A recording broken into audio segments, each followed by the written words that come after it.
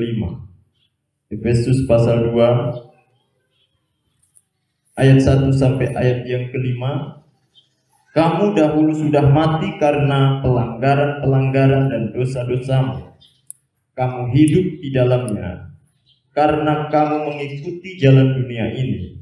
Kamu menaati penguasa kerajaan angkasa, yaitu roh yang sekarang sedang bekerja di antara orang-orang yang tidak taat. Sebenarnya dahulu kita semua juga termasuk di antara mereka. Ketika kita hidup di dalam hawa nafsu daging dan menuruti kehendak daging dan pikiran kita, pada dasarnya kita adalah orang-orang yang harus dimurkai, sama seperti mereka yang lain. Tetapi Allah yang kaya dengan rahmat, oleh karena kasih-Nya yang besar yang dilimpahkannya kepada kita, telah menghidupkan kita bersama-sama dengan Kristus, sekalipun kita telah mati oleh pelanggaran-pelanggaran kita. Oleh anugerah kamu diselamatkan. Puji Tuhan. Saudara, kita telah belajar mengenai rencana besar iblis bagi manusia, di mana iblis berusaha menguasai manusia. Iblis berusaha untuk memiliki hidup manusia serta memisahkan manusia dari Allah, sehingga manusia akhirnya terputus dari hidup kekal Allah dan binasa di dalam api neraka. Itu rencana iblis. Yesus menyebut dalam Yohanes 10 ayat 10a, pencuri datang hanya untuk mencuri dan membunuh dan membinasakan. Inilah rancangan dari kuasa kegelapan, rancangan dari iblis bagi umat manusia. Dari sejarah kehidupan manusia pertama, saudara, kita tahu bahwa manusia benar-benar telah terjerat dalam jerat dan tipu daya rencana iblis ini. Manusia telah gagal, manusia terperangkap dalam rencana iblis. Saudara, ketika manusia gagal, bagaimana dengan nasib manusia selanjutnya? Bagaimana dengan keadaan manusia setelah manusia ternyata tidak berhasil untuk menaati kehendak Allah? Ketika manusia ternyata telah terjerat dalam tipu daya rencana iblis, saudara, nasib manusia, semua manusia telah mengalami kematian. Kematian adalah inti dari rencana iblis terhadap manusia. Sebab iblis dikatakan memiliki kuasa atas kematian dalam Ibrani 2 ayat yang ke-14b. Dan kalau kita melihat dalam Kejadian 2 ayat 17, Allah telah memperingatkan manusia bahwa pada waktu engkau memakan buah dari pohon pengetahuan yang baik dan yang jahat, maka engkau akan mati. Saudara, manusia ternyata memilih untuk tunduk pada godaan iblis. Manusia pertama gagal untuk memperhatikan peringatan Allah. Mereka tunduk pada godaan iblis untuk berbuat dosa. Akhirnya melalui dosa itu, saudara, maut juga atau kematian masuk ke dalam manusia. Karena manusia telah berdosa, maka maut juga itu masuk ke dalam manusia.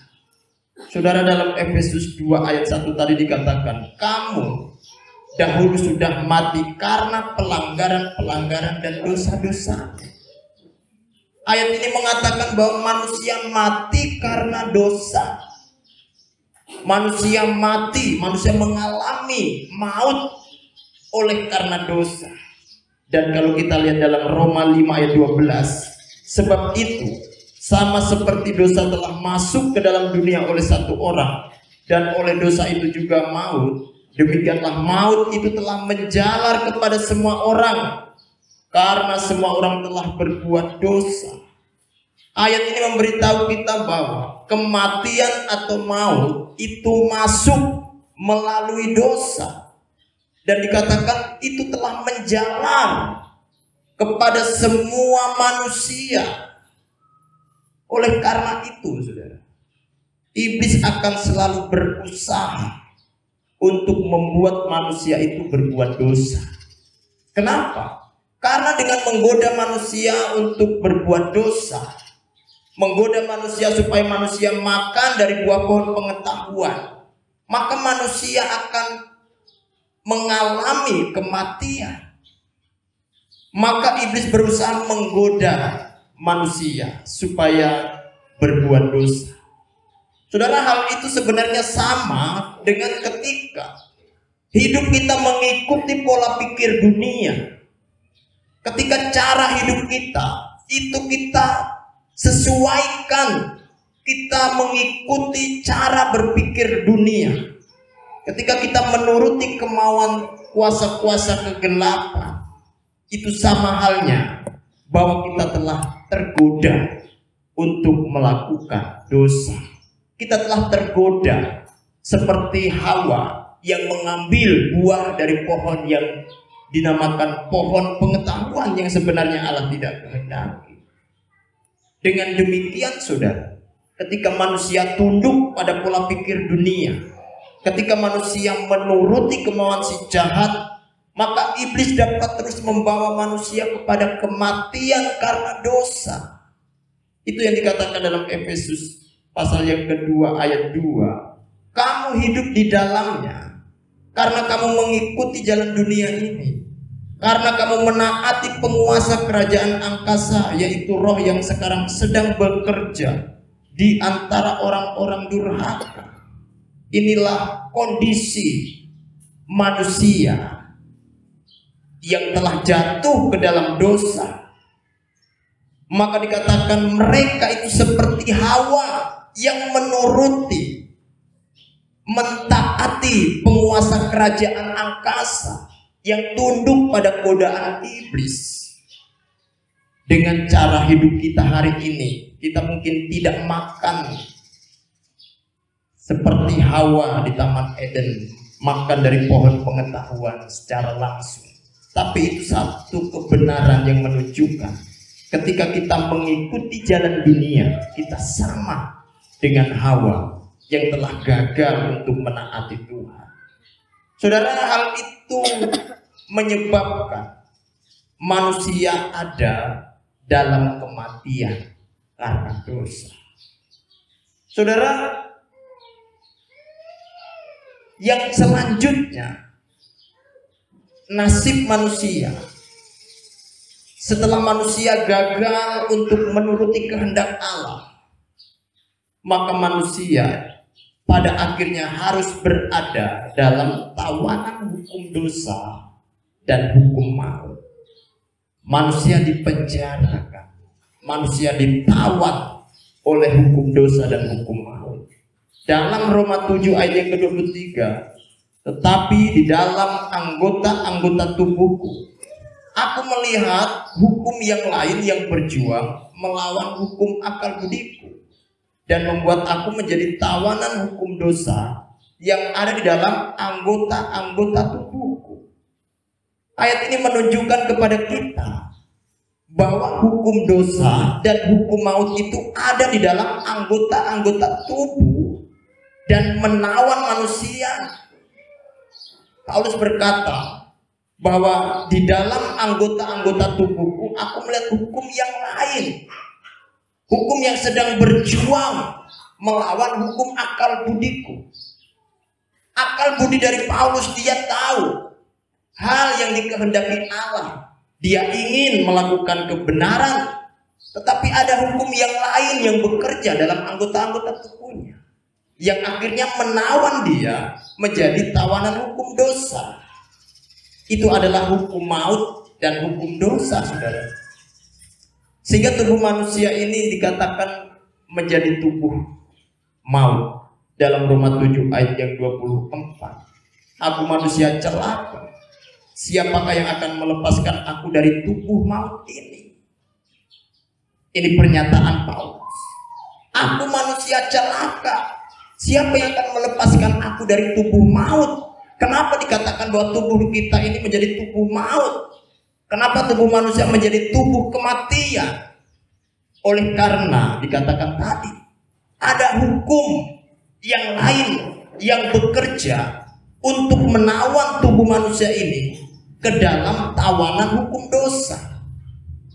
Itu adalah hukum kematian atau hukum maut.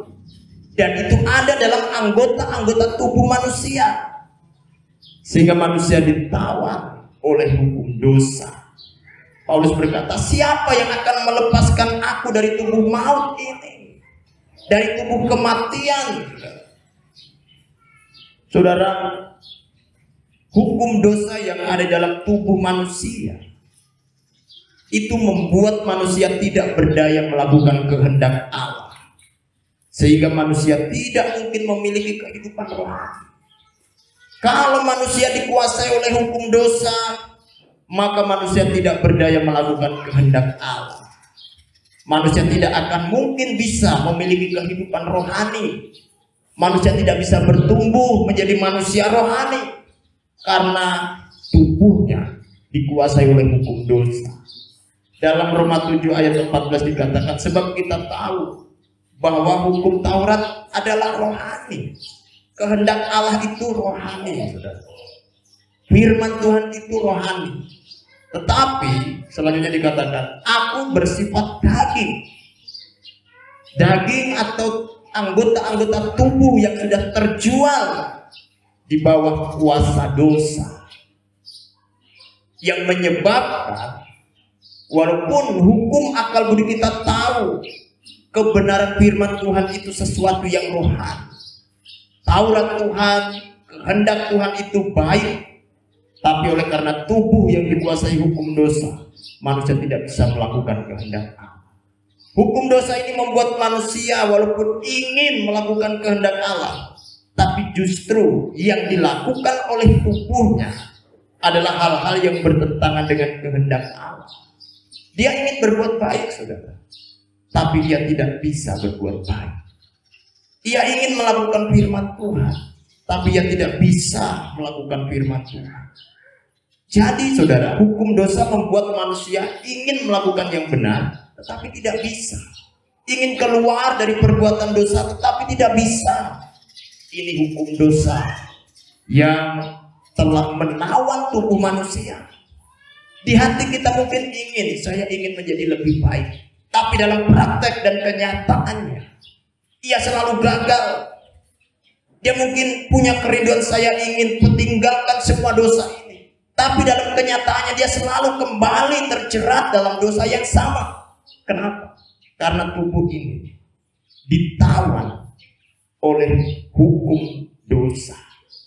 Sementara bukan hanya hukum dosa, ada hukum kematian atau hukum maut. Hukum kematian adalah keinginan untuk melakukan hal-hal yang bertentangan dengan kehendak Allah, atau keinginan untuk melakukan dosa. Ada orang yang tidak ingin melakukan dosa tapi tidak bisa. Itu karena hukum dosa yang sudah menguasai tubuh manusia. Tapi ada orang yang memang ingin melakukan hal-hal yang bertentangan dengan kebenaran Allah. Ada keinginan untuk melakukan dosa. Itu adalah hukum kematian. Itu adalah hukum maut yang tinggal di dalam tubuh manusia oleh karena kegagalan manusia pertama, Adam dan Hawa. Maka tubuh manusia ditawan oleh hukum dosa. Tubuh manusia ditawan oleh hukum kematian. Siapa yang bisa melepaskan, kata Paulus? Tidak ada yang bisa melepaskan aku. Tidak ada satu manusia yang bisa membebaskan manusia yang telah dikuasai, ditawan oleh hukum dosa dan hukum kematian. Orang yang sudah dikuasai oleh hukum kematian, dia ingin berbuat dosa. Dia memang ingin, dia tidak ada keinginan untuk melakukan hal-hal yang baik. Ini sesuatu yang tidak akan mungkin bisa dikerjakan orang yang sudah dikuasai oleh hukum kematian tidak mungkin bisa berkenan kepada Tuhan. Dalam Roma 8 ayat 6 sampai 8, karena keinginan daging adalah maut, saudara. Keinginan tubuh yang sudah dikuasai oleh hukum dosa itu kematian. Ada hukum kematian, sehingga tidak mungkin keinginan daging itu, keinginan dari hukum maut itu bisa benar di hadapan Allah. Ayat 7 dikatakan, sebab keinginan daging adalah perseteruan terhadap Allah, karena ia tidak takluk kepada hukum Allah. Hal ini memang tidak mungkin baginya. Mereka yang hidup dalam daging tidak mungkin berkenan kepada Allah. Daging, tubuh manusia dikuasai hukum dosa dan hukum maut, oleh karena ada jatuh ke dalam dosa. Sehingga tidak mungkin manusia itu bisa berkenan di hadapan Allah. Kenapa, saudara? Walaupun manusia ingin berbuat baik, tapi hukum dosa menawan tubuh manusia. Di akal budinya dia ingin melakukan kebenaran. Di akal budinya dia ingin melakukan yang baik, tapi hukum dosa menawan hidupnya. Di akal budinya dia ingin berbicara yang jujur. Dia ingin menjalani hidup yang jujur. Tapi yang dia buat yang sebaliknya, itu karena hukum dosa. Tapi hukum maut itu sengaja, saya ingin berbohong, saya ingin melakukan hal yang tidak baik. Ada orang yang sengaja melakukan kejahatan demi sebuah keuntungan, itu karena satu keinginan, bukan karena dia menolak dan tidak sanggup, tapi memang karena ada hukum kematian yang menguasai tubuh seseorang, sehingga orang bisa saja ingin melakukan hal yang tidak sesuai dengan kebenaran. Saudara, poin-poin ini memperlihatkan kepada kita bahwa tubuh kita ini telah dikuasai, ditawan oleh hukum dosa dan hukum maut, sehingga manusia tidak bisa keluar dari dosa dan kematian. Manusia tidak akan bisa keluar dari sana. Maka Paulus berkata, aku manusia celaka, siapa yang akan mengeluarkan aku? Saudara, karena manusia tidak bisa lagi keluar dari kematian, karena Alkitab berkata semua manusia telah berdosa dan upah dosa adalah maut, lalu siapa yang akan melepaskan manusia?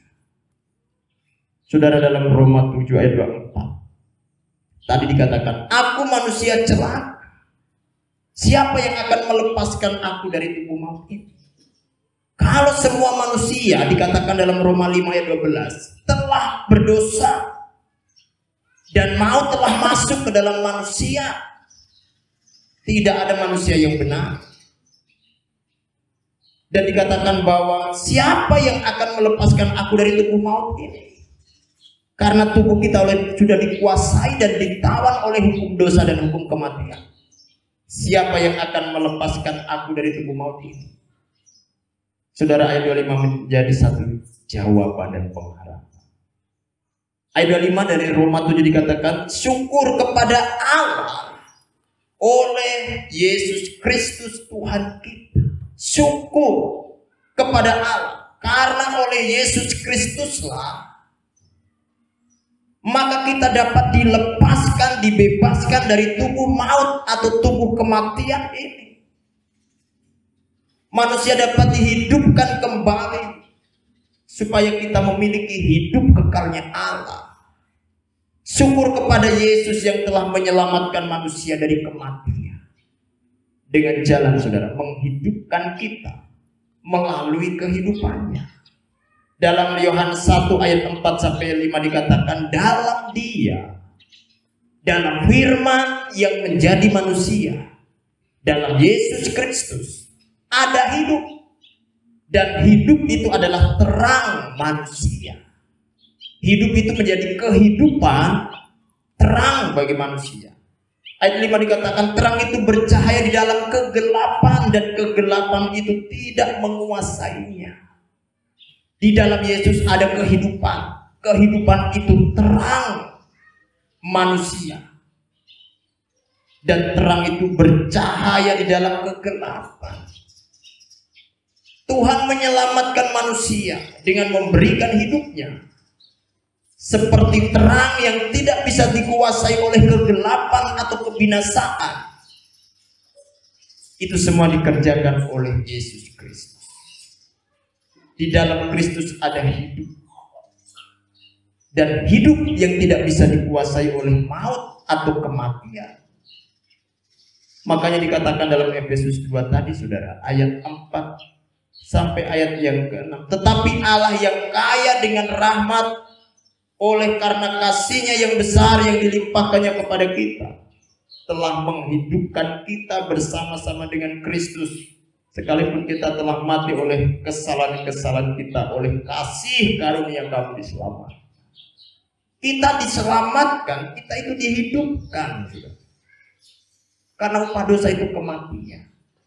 Jadi diselamatkan oleh kasih karunia berarti manusia dihidupkan oleh hidup Allah, oleh hidup Kristus, supaya tubuh yang dikuasai oleh hukum dosa, hukum maut, sehingga tidak bisa melakukan kehendak Allah, itu dibebaskan. Kita sekarang diberikan hidup yang baru.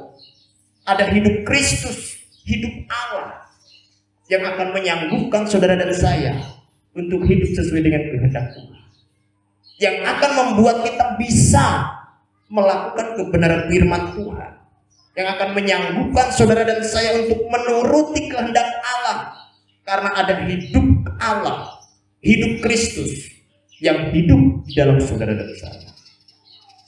Maka Yesus pernah berkata begini dalam Yohanes 10 ayat 10b, aku datang supaya mereka mempunyai hidup dan mempunyainya dalam segala kelimpahan. Yesus ingin memberikan satu kehidupan yang berkelimpahan. Jangan saudara berpikir bahwa ini adalah kehidupan yang penuh dengan materi. Saudara, Yesus tidak menjanjikan itu.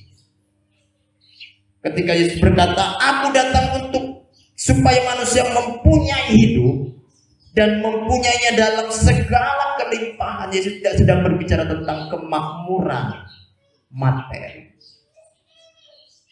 Orang di luar sana tanpa Yesus, ada banyak orang-orang kaya secara materi.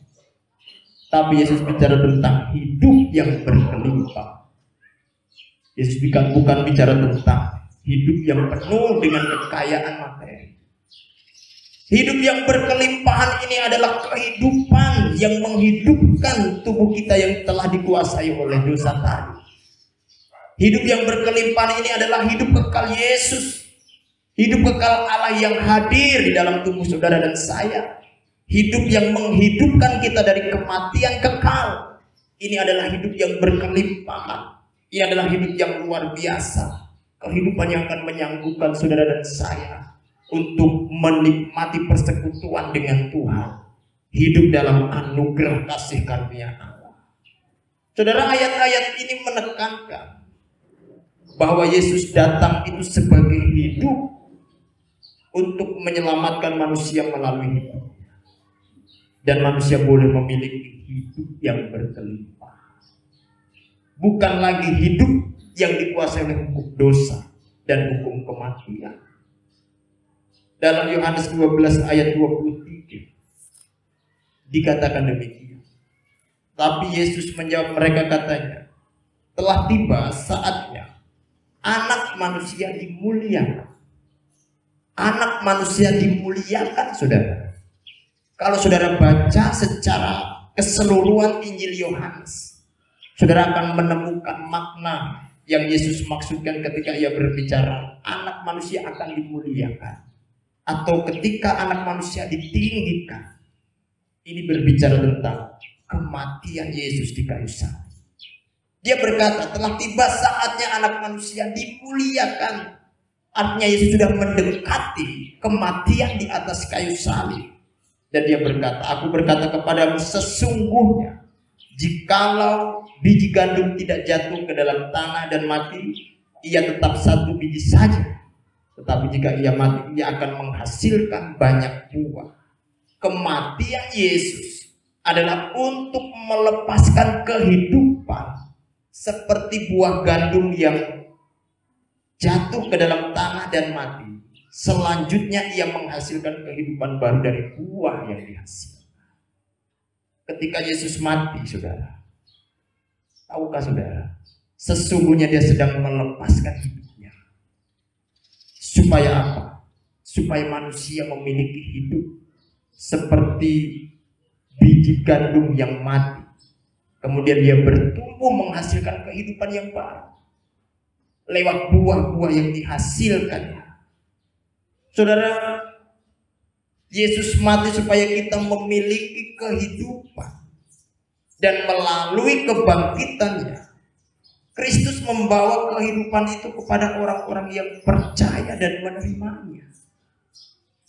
Kalau saudara melihat kisah yang dicatat oleh Yohanes, ketika Yesus ada di atas kayu salib, maka dia ditumbak lambungnya, keluarlah air dan darah yang melambangkan kehidupan dan kebebasan dari kematian. Ada kehidupan yang Yesus lepaskan, dan ketika Yesus bangkit dari kematian, ia membawa hidup itu kepada saudara dan saya. Maka Efesus 2 ayat 6 dikatakan, dan di dalam Kristus Yesus ia telah membangkitkan kita juga dan memberikan tempat bersama-sama dengan dia di dalam surga. Di dalam Kristus Yesus yang telah bangkit, kita pun dibangkitkan. Kita diberikan kehidupan yang baru. Selanjutnya dalam Roma 5 ayat 10. Sebab jikalau kita ketika masih seteru diperdamaikan dengan Allah oleh kematian anaknya, lebih-lebih kita yang sekarang telah diperdamaikan pasti akan diselamatkan oleh hidupnya Kristus. Kita pasti akan dihidupkan, kita pasti akan diselamatkan oleh hidupnya. Mereka yang telah diperdamaikan dengan Allah, yaitu mereka yang telah percaya kepada Yesus. Saudara dan saya itu sudah didamaikan dengan Allah ketika kita percaya Yesus dan dibaptis. Maka di sana kita sudah diperdamaikan, kita sudah diberikan keselamatan. Tapi di sini dikatakan mereka pasti akan diselamatkan oleh hidup Kristus. Ayat ini menegaskan bahwa setelah kita diselamatkan dengan hidup, dihidupkan kembali, Allah tidak berhenti di sana, saudara. Allah tidak berhenti dengan keselamatan kita di masa lalu. Tapi ayat ini ingin menegaskan bahwa Allah masih menyelamatkan kita melalui kehidupan Kristus hari ini. Ini adalah keselamatan dalam kehidupan sehari-hari, dan ini adalah pengharapan yang Allah berikan. Ini adalah pengharapan yang luar biasa. Paulus berkata, jikalau ketika kita masih seteru, ketika kita belum mengenal Allah, tubuh kita masih dikuasai hukum dosa dan hukum kematian, yang tidak satupun bisa membebaskan kecuali Yesus.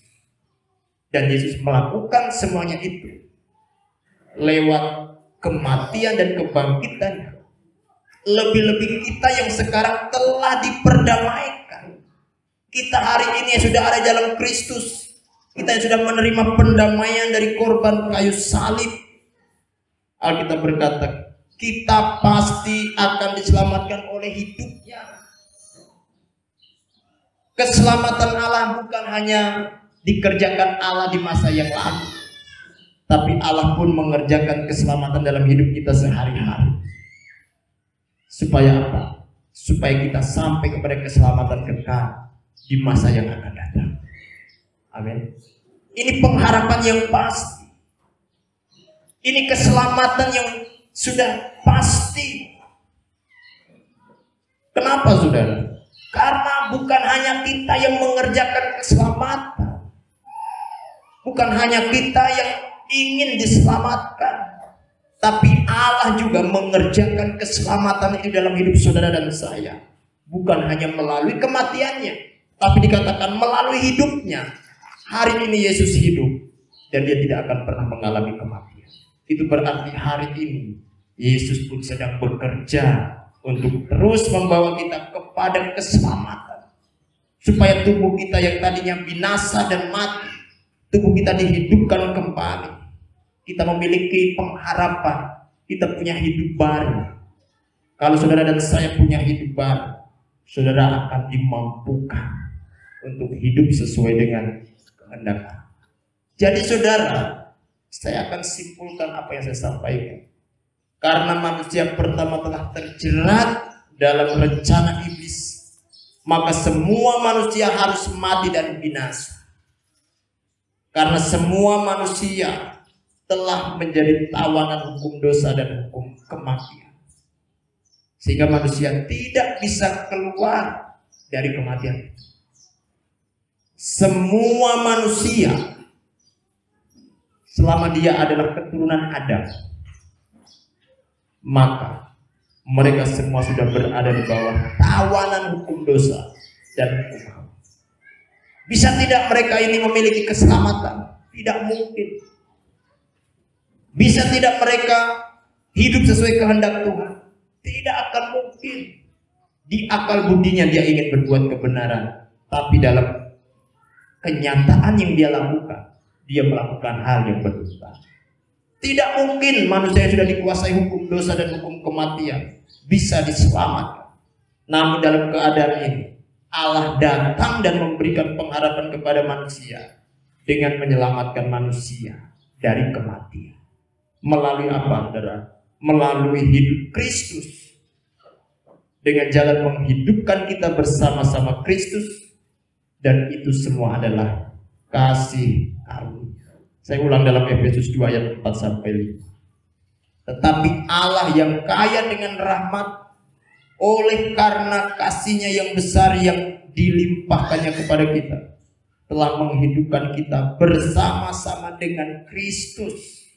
Sekalipun kita telah mati oleh kesalahan-kesalahan kita, oleh kasih karunia kamu diselamatkan. Jadi kita telah dihidupkan oleh kebangkitan Kristus. Kita dihidupkan bersama-sama dengan Kristus. Yang menjadi pertanyaan bagi kita untuk kita renungkan adalah, sudahkah Kristus yang adalah hidup kita itu hidup di dalam kita? Yakinkah saudara bahwa Yesus itu hidup di dalam hidup saya dan saudara? Bahwa Yesus itu hidup di dalam hidupku. Sebagaimana Rasul Paulus katakan, aku hidup, tetapi bukan aku sendiri yang hidup, melainkan Kristus yang hidup di dalam aku. Galatia 2 ayat 20. Namun aku hidup, tapi bukan lagi aku sendiri yang hidup, melainkan Kristus yang hidup di dalam aku. Dan hidupku yang kuhidupi sekarang di dalam daging adalah hidup oleh iman dalam anak Allah yang telah mengasihi aku dan menyerahkan dirinya untuk aku. Walaupun kita masih ada dalam daging ini, saudara, dalam tubuh, tapi ketika hidup Kristus itu sudah ada di dalam diri saudara dan saya, tubuh kita ini bukan lagi tubuh maut, tubuh kematian.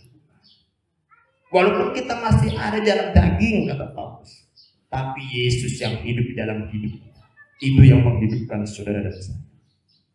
Tapi kita harus tanya kepada diri kita, adakah Yesus di dalam hatimu? Adakah Yesus ada hidup di dalam hidupmu, dalam seluruh kehidupan kita? Sudahkah roh Allah diam dalam hidup kita? Kalau roh Allah ada dalam hidup kita, maka kita tidak akan hidup di dalam daging. Kalau kita memiliki roh Allah, kita tidak mungkin hidup di dalam tubuh kematian, di dalam daging. Kita tidak mungkin hidup di dalam tubuh yang dikuasai hukum dosa dan hukum kematian. Kuncinya adalah ketika roh Allah ada dalam hidup kita, kita tidak akan lagi hidup di dalam daging. Dan tubuh kita yang telah dikuasai maut itu akan dihidupkan oleh Roh Kristus. Dalam Roma 8 ayat 9-11. tetapi kamu tidak hidup dalam daging, melainkan dalam roh. Jika memang roh Allah diam di dalam kamu, tetapi jika orang tidak memiliki roh Kristus, ia bukan milik Kristus. Tetapi jika Kristus ada di dalam kamu, maka tubuh memang mati karena dosa, tetapi roh adalah kehidupan oleh karena kebenaran. Kita perlu tanyakan dan pastikan dalam hidup kita, adakah roh Allah? Adakah roh Kristus itu hidup dan tinggal dalam hidup saudara dan saya? Kalau ada roh Allah, maka dikatakan kita tidak akan hidup lagi di dalam daging. Kita tidak mungkin lagi hidup dalam dosa. Kita akan disanggupkan untuk hidup di dalam roh. Kita akan disanggupkan untuk hidup dalam kebenaran firman Tuhan. Kalau ada roh Allah dalam hidupmu. Barang siapa tidak memiliki roh Kristus, ia bukan milik Kristus. Artinya tubuh mereka masih ada dalam kuasa tawanan dari kuasa dosa dan kuasa kematian. Tapi ketika ada hidup Kristus yang hidup dalam hidupmu, engkau memiliki kepastian. Sebab Yesus menyelamatkan kita bukan hanya lewat kematiannya, tapi Yesus menyelamatkan kita lewat hidupnya hari ini. Dia mengerjakan keselamatan dalam hidup saudara dan saya, menyalurkan hidup kekal Allah itu dalam hidupmu dan hidupmu. Supaya apa? Supaya kita bisa hidup dalam kebenaran, hidup dalam terang kebenaran Tuhan. Oleh sebab itu, mintalah Yesus tinggal dalam hati. Mintalah Roh Kudus memenuhi hidupmu. Sebab barang siapa tidak memiliki Roh Kristus, ia bukan milik Kristus.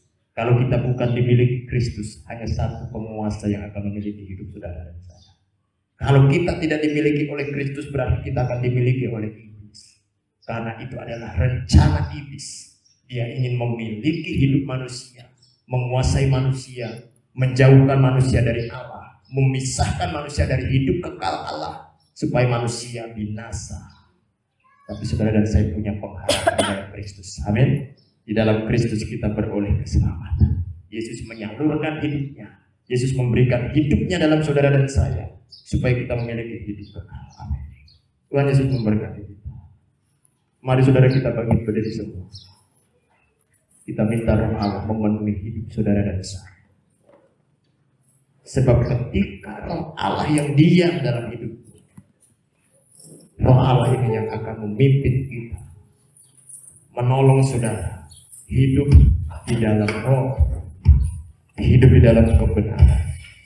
Kita tidak akan bisa dengan segala kekuatan dan upaya kita sendiri tanpa Roh Allah diam dalam hidupmu dan hidupku.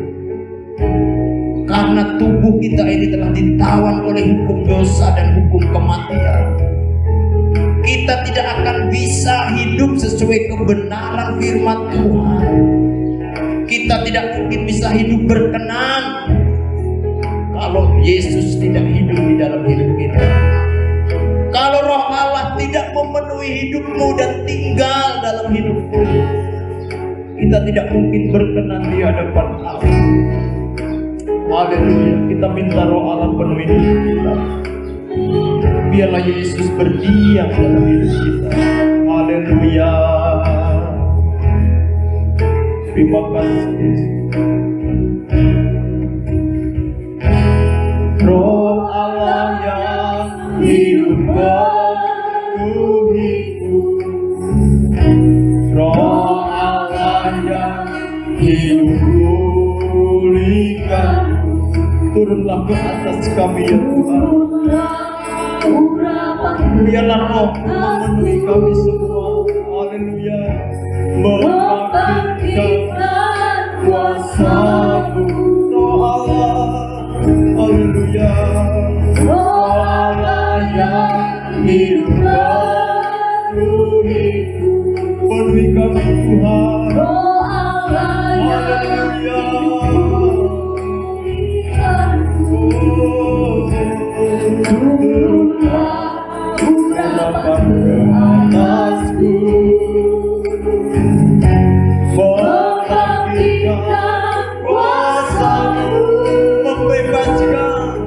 membebaskan hidup yang terbelenggu.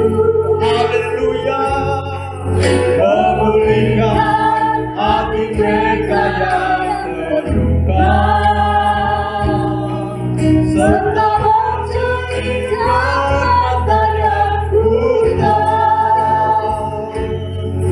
Jadikan hidupku alatku, dipenuhi urapan baru, menyatakan kebesaran kuasa-Mu. Roh Allah yang hidup penuhiku. Haleluya.